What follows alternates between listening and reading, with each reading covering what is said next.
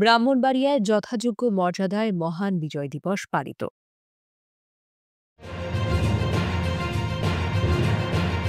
CTV 71 সত্যের পথে অবিচল। ব্রাহ্মণবাড়িয়ায় যথাযোগ্য মর্যাদায় মহান বিজয় দিবস পালিত হচ্ছে।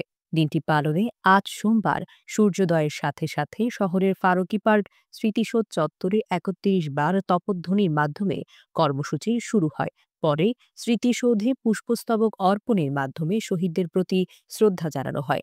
প্রথমেই রাষ্ট্রের পক্ষে স্মৃতিসৌধে পুষ্পস্তবক অর্পণ করেন জেলা প্রশাসক মোহাম্মদ লিদারুল আলম।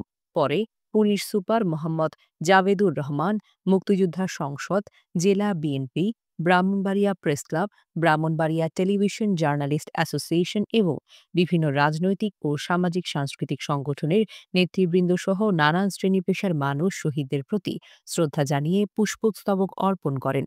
এই সময় পুলিশের একটি চৌকস দর ভিওগলের করুণ সুরে শহীদদের গার্ড অব অনার জানান। গার্ড অফ অনার শেষে ফারুকি পার্ক চত্বরে জাতীয় পতাকা উত্তোলন করা হয়।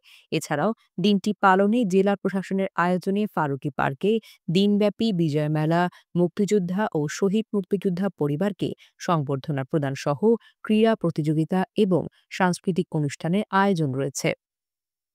সিটিভি ৭১ ব্রাহ্মণবাড়িয়া।